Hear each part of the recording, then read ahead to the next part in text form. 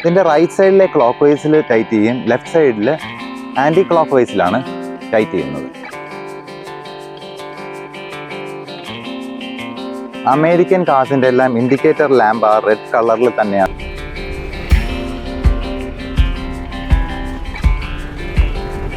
RPM reduce ചെയ്യാനായിട്ടാണ് ഈ ഒരു സ്വിച്ച് ഉള്ളത്. ഇത് പുള്ളി ചെയ്ത് കഴിഞ്ഞാൽ RPM കുറയുകയും ഓവർ ഡ്രൈവ് ചെയ്യുമ്പോൾ ആ ഒരു ഫ്യൂൽ എക്കണോമി മെയിൻറ്റെയിൻ ചെയ്യുകയും ചെയ്യും. ഇത് ശരിക്കും കാർബറേറ്ററിൽ നിന്ന് വാക്യൂം എടുത്താണ് ഇതിൻ്റെ വൈപ്പർ വർക്ക്. ഈ വാഹനം ആദ്യം യൂസ് ചെയ്തിരുന്ന യുനെസ്കോയുടെ ഒരു വെഹിക്കിളായിട്ടായിരുന്നു. ഒരു കാലത്ത് സെഡാൻ കാസ് ആയിരുന്നു ഒരു എന്തൂസിയാസ്റ്റിൻ്റെ വെഹിക്കിൾ. പക്ഷേ ആ സിനാരിയോ ഇപ്പം മാറിക്കൊണ്ടിരിക്കുകയാണ്. സ്പോർട്സ് യൂട്ടിലിറ്റി വെഹിക്കിൾ അഥവാ SUV. ഇന്ത്യയിൽ ഇപ്പം കൂടുതൽ പ്രചാരം SUV ആണ്. പക്ഷേ ഈ SUVയുടെ പ്രയാണം എവിടെയാണ് ആരംഭിച്ചത്? ദേ ഇവിടെ. SUVസിൻ്റെ തുടക്കം ഈ വാഹനത്തിലാണ്, 1946. നമസ്കാരം, വീലോസിറ്റിയിലേക്ക് സ്വാഗതം.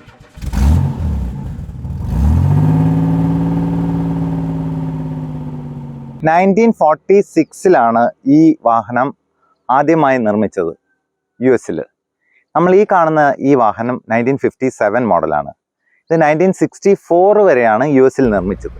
എന്നാൽ മറ്റുള്ള കൺട്രീസായ അർജന്റീന, ബ്രസീൽ പോലെയുള്ള സ്ഥലങ്ങളിലും ഈ വാഹനത്തിൻ്റെ പ്രൊഡക്ഷൻ ഉണ്ടായിരുന്നു.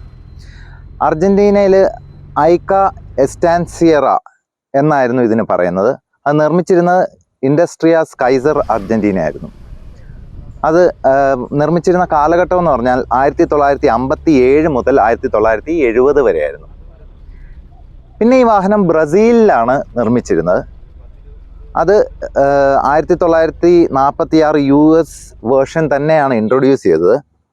പിന്നെ ഒരു ട്രക്ക് വേർഷൻ അല്ലെങ്കിൽ പിക്കപ്പ് വേർഷൻ 1961 ബ്രസീലിൽ ഇൻട്രൊഡ്യൂസ് ചെയ്തു. അതിന് ബ്രാൻഡ് ചെയ്തിരുന്നത് ഫോർഡ് ബ്രസീൽ എന്നും റൂറൽ ജീപ്പ് എന്നും ആയിരുന്നു. അതാണ് പിന്നെ റീബ്രാൻഡ് ചെയ്തത് ഫോർഡ് F75. അത് 1972 വരെ പ്രൊഡക്ഷനിലുണ്ടായിരുന്നു. 1977 ആയപ്പോൾ ഫോർഡ് റൂറൽ ഡിസ്കണ്ടിന്യൂ ചെയ്യുകയും 1981 ആയപ്പോൾ ഫോർഡ് F75 ഡിസ്കണ്ടിന്യൂ ചെയ്യുകയും ചെയ്തു.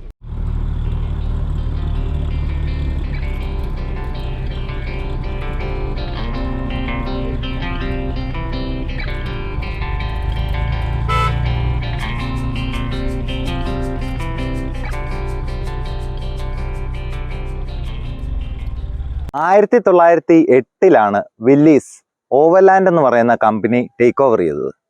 അതിനെ പിന്നെ റീബ്രാൻഡ് ചെയ്തു വില്ലീസ് ഓവർലാൻഡ് കമ്പനി എന്ന് പറഞ്ഞ്. ആ ഒരു കമ്പനിയുടെ കീഴിലാണ് ഈ പറഞ്ഞ വാഹനങ്ങൾ മാനുഫാക്ചർ ചെയ്തിരുന്നത്. 1912 മുതൽ 1918 വരെ നോക്കുകയാണെങ്കിൽ വില്ലീസ് ഓവർലാൻഡ് കമ്പനിയായിരുന്നു അമേരിക്കയിലെ സെക്കൻഡ് ലാർജസ്റ്റ് ഓട്ടോമൊബൈൽ മാനുഫാക്ചറർ. അത് ഫോർഡിന് ശേഷം.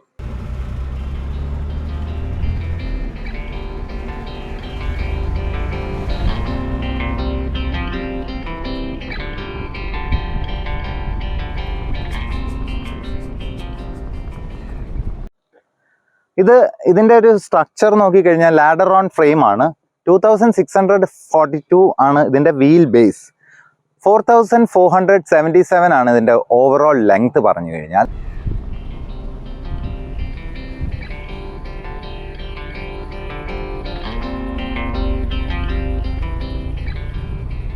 ഇത് നോക്കിക്കഴിഞ്ഞാൽ 1829 ആണ്. എന്നാൽ ഇതിൻ്റെ ഹൈറ്റ് ആണ് 1880 mm ആണ് ഇതിൻ്റെ ഹൈറ്റ്. ഫോർച്യൂണറിന് അത് 1835 വരുന്നുള്ളൂ. ഇതിൻ്റെ കർവ് വെയിറ്റ് എന്ന് പറഞ്ഞാൽ 1454 ആണ്. ക്ലോസ് ടു 1.5 ടൺ വെയിറ്റ് ഉള്ള ഒരു വാഹനമാണിത്.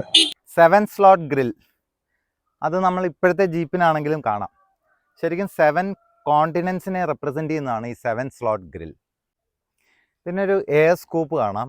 ഇത് ക്യാബിനിലേക്കുള്ള എയർ ഫ്ലോ റെഗുലേറ്റ് ചെയ്യുന്നതെന്ന് പറഞ്ഞാൽ ഇത് നമ്മൾ അടച്ചു വെച്ച് കഴിഞ്ഞാൽ എയർ ഫ്ലോ ഇല്ലാതെ ഇരിക്കും. ചൂട് കാലമാണെങ്കിൽ ഇത് ഓപ്പൺ ചെയ്യാം. ആ കാലത്തൊന്നും എയർ കണ്ടീഷൻഡ് വെഹിക്കിൾസ് വളരെ കുറവായിരുന്നു. ഇത് ഫസ്റ്റ് SUV എന്നുള്ള ടേം അന്ന് യൂസ് ചെയ്തിരുന്നില്ല. അന്ന് യൂട്ടിലിറ്റി വെഹിക്കിൾ അല്ലെങ്കിൽ യൂട്ടിലിറ്റി വാഗൺ എന്നായിരുന്നു യൂസ് ചെയ്തിരുന്നത്. ഹെഡ് ലാമ്പ് വന്നിരുന്നത് ഒരു സീൽഡ് ബീമാണ്. വലിയ സ്റ്റേഷൻ വാഗൺ ആയപ്പോൾ ഗോ ഡെവിൾ എന്ന് പറയുന്ന സൈഡ് വാൽവ് എഞ്ചിനെ റീപ്ലേസ് ചെയ്ത് ഹരിക്കൻ OHV എൻജിൻസ് ആണ് വന്നിരുന്നത്, ഓവർ ഹെഡ് വാൽവ്. അത് എഫ് ഹെഡ് എന്നും പറയും, അതായത് ഇൻലെറ്റ് ഓവർ എക്സോസ്റ്റ് ഡിസൈൻ ആയിരുന്നു. 75 HP അറ്റ് 4000 RPM ആണ് ഈ വാഹനത്തിൻ്റെ ഒരു പവർ. കംപ്രഷൻ റേഷ്യോ 7.5:1 ആയിരുന്നു. ഇതിന് മറ്റ് എൻജിൻ ഓപ്ഷൻസും ഉണ്ടായിരുന്നു. സൂപ്പർ ഹരിക്കൻ എന്ന് പറഞ്ഞ ഒരു V6 എൻജിനും, പിന്നെ ഇന്ത്യയിൽ ആ ഒരു പതിപ്പ് ഇൻട്രൊഡ്യൂസ് ചെയ്തപ്പം ഒരു ഡീസൽ എൻജിനും കൂടെ ഇൻട്രൊഡ്യൂസ് ചെയ്തു. ഇന്ത്യയിൽ ഈ വാഹനം എങ്ങനെയാണ് വന്നതെന്ന് വെച്ച് കഴിഞ്ഞാൽ പോസ്റ്റ് ഇൻഡിപെൻഡൻസ് ഒരു ഏർലി 50s തൊട്ട് ഇത് ഇമ്പോർട്ട് ചെയ്യാനുള്ള ഒരു ലൈസൻസ് മഹീന്ദ്ര ആൻഡ് മഹീന്ദ്രയ്ക്കാണ് ലഭിച്ചത്. മഹീന്ദ്ര ഈ വാഹനം ഇതിൻ്റെ പിക്കപ്പ് ട്രക്ക് വേർഷന് ഒരു ഡീസൽ എൻജിനാണ് എക്യുപ്പ് ചെയ്തത്. ഇതിൻ്റെ പല ബോഡി ഓപ്ഷൻസും വന്നിട്ടുണ്ട്. ഇതാണ് ഫസ്റ്റ് സിംഗിൾ സ്റ്റീൽ ഫുൾ ബോഡിയുള്ള ഒരു സ്റ്റേഷൻ വാഗൺ വേൾഡിൽ. ഇതിൻ്റെ വുഡി വേരിയൻ്റ് ഉണ്ടായിരുന്നു. അതായത് ഇതിൻ്റെ പ്ലാറ്റ്ഫോം അല്ലാതെ ബോഡിയുടെ ഭാഗം, അതായത് ടുവേർഡ്സ് ബിഹൈൻഡ് പോർഷൻ വുഡിലാണ് മാനുഫാക്ചർ ചെയ്തിരുന്നത്. അപ്പം ഇത് പ്യുവർ സ്റ്റീലിൽ തന്നെ ആയതുകൊണ്ട് നല്ല ഒരു സ്ട്രെങ്ത് ഉണ്ടായിരുന്നു. അതേപോലെ ഇതിൻ്റെ പിക്കപ്പ് ട്രക്സ്, ആംബുലൻസ് ഇങ്ങനെയുള്ള വേർഷൻസിലും ഈ വാഹനം അവൈലബിൾ ആയിരുന്നു. ഇന്ത്യയിൽ ഇത് ഇമ്പോർട്ട് ചെയ്തപ്പോൾ മഹീന്ദ്രയ്ക്ക് ആ ഇമ്പോർട്ട് ലൈസൻസ് കിട്ടുകയും അതൊരു 3.3 litre 60 HP diesel engine fix ചെയ്താണ് പിക്കപ്പ് വേർഷൻ ഇറക്കിയത്. ഭയങ്കര ടോക്കി ആയിട്ടുള്ള ഒരു എൻജിനായിരുന്നു. ഈ പിക്കപ്സ് ആയിരുന്നു പണ്ടൊക്കെ കൂപ്പുകളിലും മറ്റും തടി കയറ്റിക്കൊണ്ട് വരാനായിട്ട് യൂസ് ചെയ്തിരുന്നത്. 2 ടൺ ആയിരുന്നു അതിൻ്റെ ക്യാരേജ് കപ്പാസിറ്റി എങ്കിലും അതിലേറെ ലോഡ് കയറ്റിക്കൊണ്ട് വരാൻ സാധിക്കുമായിരുന്നു. അന്നത്തെ കാലത്തൊന്നും ഇതുപോലെ JCBയോ മറ്റ് കാര്യങ്ങളോ ഒന്നുമില്ല. 4 വീൽ ഡ്രൈവ് ആയതുകൊണ്ട് തന്നെ ഏത് ടെറൈനും അത് ക്യാപ്ചർ ചെയ്യാനും പറ്റും, നല്ല ലോഡും ക്യാരി ചെയ്ത് വരാനും സാധിക്കുമായിരുന്നു. വില്ലീസ് സ്റ്റേഷൻ വാഗൺ എന്ന് വിളിക്കുന്ന ഈ വാഹനം ഫസ്റ്റ് SUV ഇൻ വേൾഡ് ആണെന്ന് പറയാനുള്ള കാരണം എന്താണെന്ന് വെച്ചാൽ ഇത് ലോഞ്ച് ചെയ്യുന്നത് 1946 അപ്പോൾ പലർക്കും ഒരു അപ്രിഹെൻഷൻ ഉണ്ടാവും, ലാൻഡ് റോവർ അല്ലേ first SUV. Land rover defender launch ചെയ്യുന്നത് 1948 വളരെ പോപ്പുലർ ആയിട്ടുള്ള ടൊയോട്ട ലാൻഡ് ക്രൂസർ ലോഞ്ച് ചെയ്യുന്നത് 1951 ആ കാലത്ത് ഒരു കോമ്പറ്റീഷൻ എന്ന് പറഞ്ഞാൽ ക്രോസ്ലി എന്ന് പറയുന്ന ഒരു സ്റ്റേഷൻ വാഗൺ ആയിരുന്നു ഉണ്ടായിരുന്നത്. ക്രോസ്ലി കോർപ്പറേഷൻ എന്ന് പറഞ്ഞ് ഒരു ഓട്ടോമൊബൈൽ മാനുഫാക്ചറിങ് കമ്പനി ഉണ്ടായിരുന്നു, US ബേസ്ഡ് ആയിട്ട്. അത് വളരെ ചുരുങ്ങിയ കാലത്ത് മാത്രമേ ഉണ്ടായിരുന്നുള്ളൂ, 1939 മുതൽ 1962 വരെ. ക്രോസ്ലി കോർപ്പറേഷൻ ആദ്യകാലത്ത് മൈക്രോ കാർസ് ആണ് മാനുഫാക്ചർ ചെയ്തിരുന്നത്. അത് പിന്നെ സെഡാൻസിലേക്ക് വന്നു, കൺവേർട്ടബിൾ, സ്പോർട്സ് കാർ, പിന്നെ ജീപ്പ് പോലെ വാഹനങ്ങളും മാനുഫാക്ചർ ചെയ്തിരുന്നു.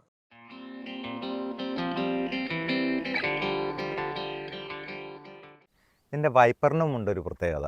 ഇലക്ട്രിക്കലി ഓപ്പറേറ്റഡ് വൈപ്പർ അല്ല ഇത്, ശരിക്കും കാർബറേറ്ററിൽ നിന്ന് വാക്യൂം എടുത്താണ് ഇതിൻ്റെ വൈപ്പർ വർക്ക് ചെയ്യുന്നത്.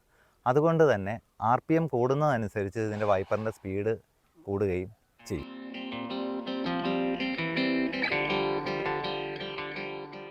ഇത് മറ്റൊരു പ്രത്യേകത ഇതിൻ്റെ വീൽ നട്ടിൻ്റെ കാര്യമാണ്.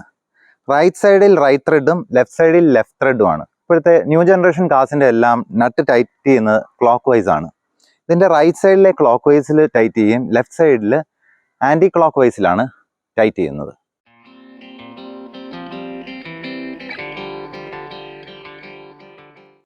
ഈ വാഹനത്തിനൊരു ഹബ് ലോക്ക് സിസ്റ്റം കൂടെ ഉണ്ട്. ഹബ് ലോക്കിലൂടെ ഫ്രണ്ട് ഡിഫറൻഷ്യൽ ഫ്രീ ആയിട്ട് റൊട്ടേറ്റ് ചെയ്യും. അതുവഴി ശരിക്കും ഒരു 2 വീൽ ഡ്രൈവ് വെഹിക്കിൾ ഓടുന്ന പോലെ ഓടും. അതായത് പല കേസിലും നമ്മൾ കണ്ടിട്ടുണ്ട് 4 വീൽ ഡ്രൈവ്സ് ആണെങ്കിൽ ഫ്രണ്ട് ഡിഫറൻഷ്യലും കൂടെ എൻഗേജ്ഡ് ആയിരിക്കും ഓൾ ടൈം. അതിലൂടെ ഫ്രിക്ഷൻ വർദ്ധിക്കുകയും വാഹനത്തിൻ്റെ എൻജിൻ്റെ പെർഫോമൻസ് കുറച്ച് കുറയുകയും ഫ്യൂൽ എഫിഷ്യൻസിയും കുറയും. ഇതൊരു ഹയർ റെവിങ് എൻജിനാണ്. അതുകൊണ്ട് തന്നെ നമ്മളൊരു ഓവർ ഡ്രൈവ് ഒക്കെ പോകുമ്പം ഇതിൻ്റെ RPM വളരെ വർദ്ധിച്ചു നിൽക്കുകയും ഫ്യൂൽ എക്കണോമി കുറയുകയും ചെയ്യും. അത് സപ്രസ് ചെയ്യാനായിട്ട്, RPM റെഡ്യൂസ് ചെയ്യാനായിട്ടാണ് ഈ ഒരു സ്വിച്ച് ഉള്ളത്. ഇത് പുള്ളി ചെയ്ത് കഴിഞ്ഞാൽ RPM കുറയുകയും ഓവർ ഡ്രൈവ് ചെയ്യുമ്പോൾ ആ ഒരു ഫ്യൂൽ എക്കണോമി മെയിൻറ്റെയിൻ ചെയ്യുകയും ചെയ്യും.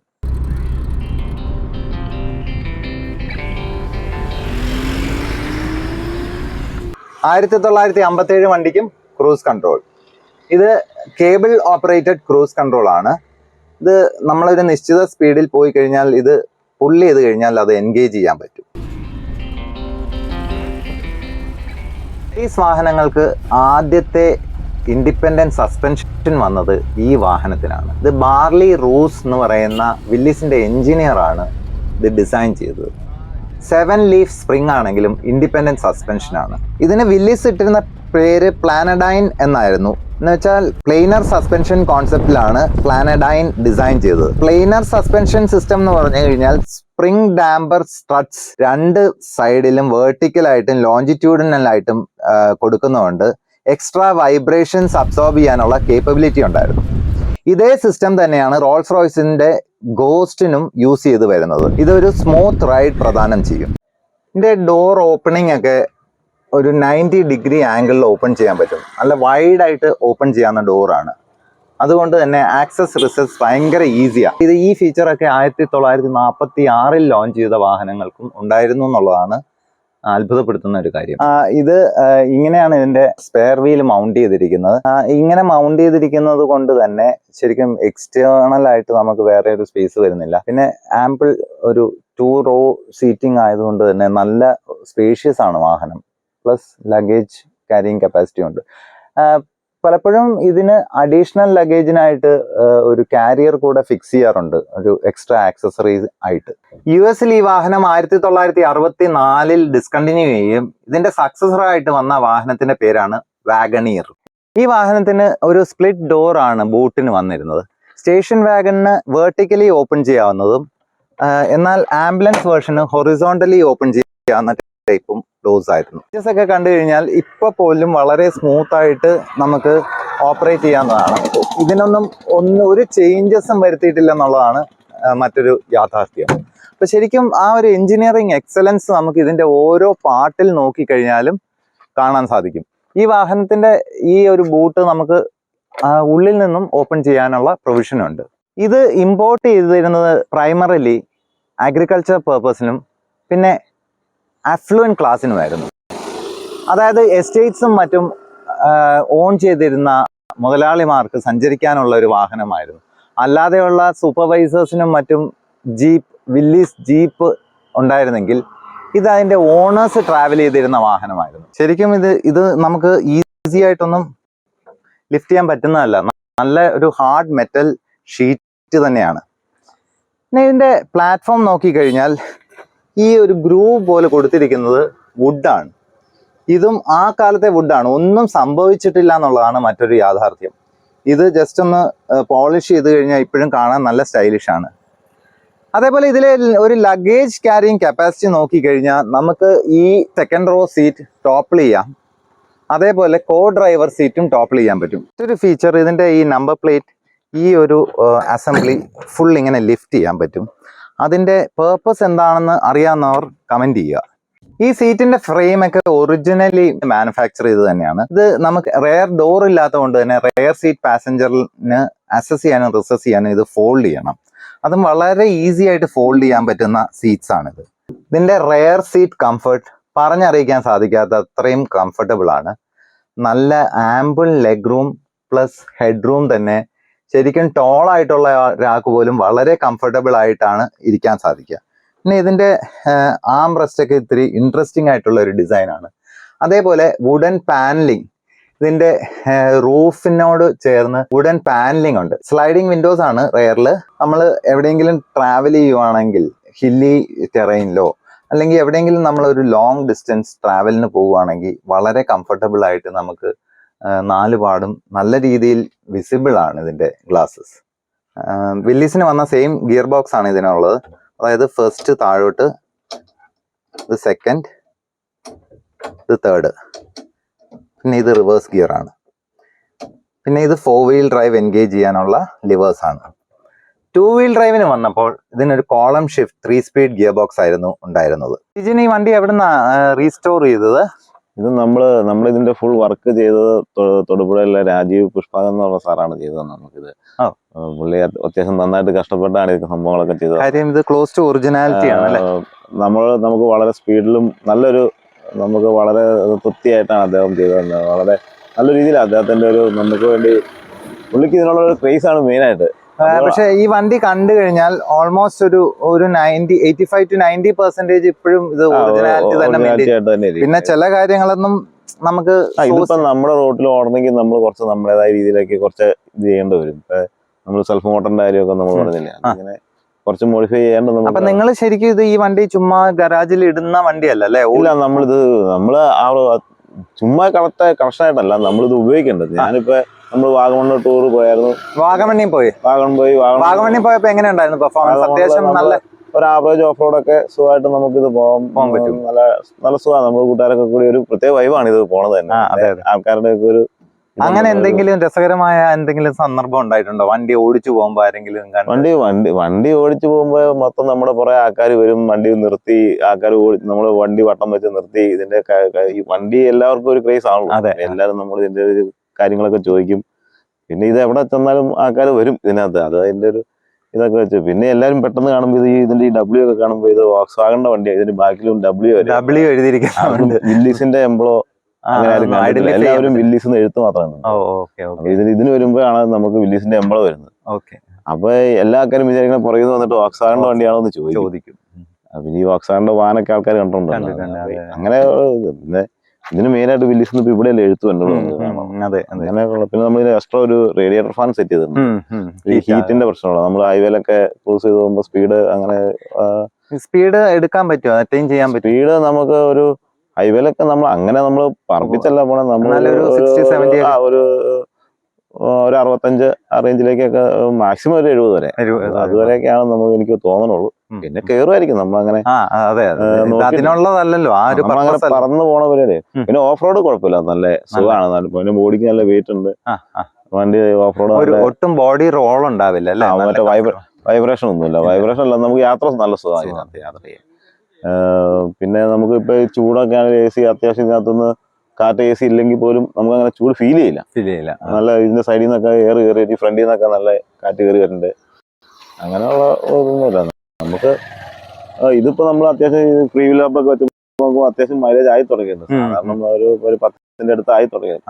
ഞാൻ മാക്സിമം നോക്കുന്നത് ഈ വണ്ടിക്കൊക്കെ അത് തന്നെ. കാര്യം ഇതെല്ലാം പ്യുവർ ഷീറ്റ് മെറ്റലാണ്, നല്ല സ്ട്രോങ് മെറ്റൽ ആയതുകൊണ്ട് തന്നെ 10 കിലോമീറ്റർ മൈലേജ് എന്ന് പറഞ്ഞാൽ തന്നെ വലിയ കാര്യമല്ലേ. ഞാനിപ്പോ പാലക്കാട് പോയിട്ടായിരുന്നു ഈ വണ്ടി കൊണ്ട്. അപ്പൊ ഹൈവേയിൽ നല്ലൊരു എക്സ്പീരിയൻസ് ആയിരുന്നു. എനിക്ക് പാലക്കാട് വരെ പോയി. ഇവിടുന്ന് ഒരു 10-200 കിലോമീറ്റർ താഴെ ഉണ്ട്. 200 ഇല്ല, നമുക്കൊരു 110-130 കിലോമീറ്റർ ആയിരുന്നു. 130 കിലോമീറ്റർ. പക്ഷെ ഞാൻ ആദ്യം വിചാരിച്ചത് നമ്മൾ ഓടി എത്ര സമയം ഒത്തിരി എടുക്കും ഇത് സ്പീഡിൽ പോകണം. പക്ഷെ നമുക്കിത് ഹൈവേ പോകുമ്പോ ആ ഒരു സ്പീഡ് എപ്പോഴും മെയിൻറ്റെയിൻ ചെയ്ത് നമുക്ക് സാധാ വണ്ടി കൊണ്ട് പോകണേ അതേ സ്പീഡിൽ തന്നെ നമ്മൾ ചെല്ലുന്നുണ്ട്. നമുക്കിപ്പോ വണ്ടി ബ്ലോക്ക് ആണെങ്കിലും ഇതൊരു ഓളത്തിൽ അങ്ങ് പൊക്കോളും. അങ്ങനെ അങ്ങ് പോകുമ്പോൾ നമുക്ക് സമയം, ഞാൻ ആദ്യം വിചാരിച്ചത് പഴക്കം ഒത്തിരി താമസിച്ചായിരിക്കും ചെല്ലുള്ളൂ. അങ്ങനെ കുഴപ്പമില്ല. ഇതിന്റെ മെയിൻ്റെനൻസും മറ്റു കാര്യങ്ങളും പാർട്സ് ഒക്കെ അവൈലബിൾ ആണോ? പാർട്സ് ഇപ്പൊ നമുക്ക് പെട്രോൾ ജീപ്പിന്റെ പാർട്സുകളൊക്കെയാണ് ഇതിനകത്ത് മെയിൻ ആയിട്ടൊക്കെ മെക്കാനിക്കൽ കമ്പോണൻസ്. ബോഡിയുടെ കാര്യങ്ങൾ വരുമ്പോഴാണ് നമുക്ക് ഇച്ചിരി പ്രശ്നമുള്ളത്. ഇപ്പൊ അമേരിക്കയിലൊക്കെ അവൈലബിൾ ആണ്. അത് കിട്ടാനുള്ള ഒരുപാട് കോസ്റ്റിന്റെ കുറച്ച് പ്രശ്നങ്ങളൊക്കെ ഉള്ളു. ക്ലച്ചൊക്കെ normal cable operated, but in spite of that വളരെ സ്മൂത്ത് ആയിട്ടുള്ള ക്ലച്ചാണ്.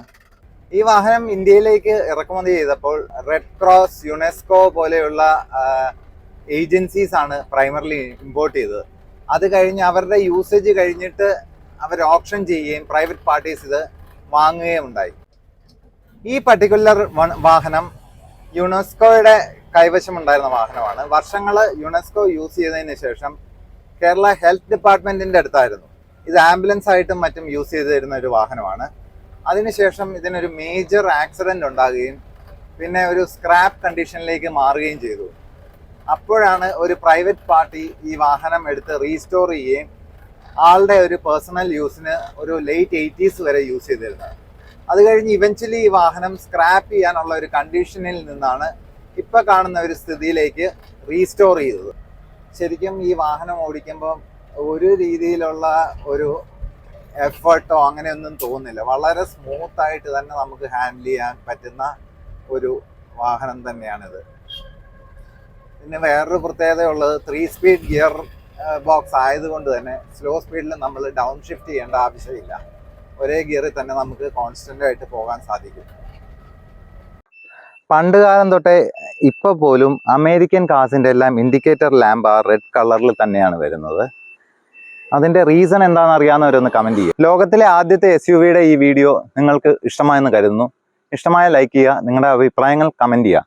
ഒപ്പം ഈ ചാനൽ ആദ്യമായിട്ടാണ് കാണുന്നതെങ്കിൽ സബ്സ്ക്രൈബ് ചെയ്യുക, ബെല്ലൈക്കണും കൂടെ എനേബിൾ ചെയ്താൽ ഇതുപോലെ വ്യത്യസ്തമായ വീഡിയോസ് നിങ്ങളുടെ വിരൽത്തുമ്പിലെത്തും. അപ്പം ഇനി മറ്റൊരു വീഡിയോയുമായി കാണുന്നവരെ സ്റ്റേ ട്യൂൺഡ്. Happy motoring.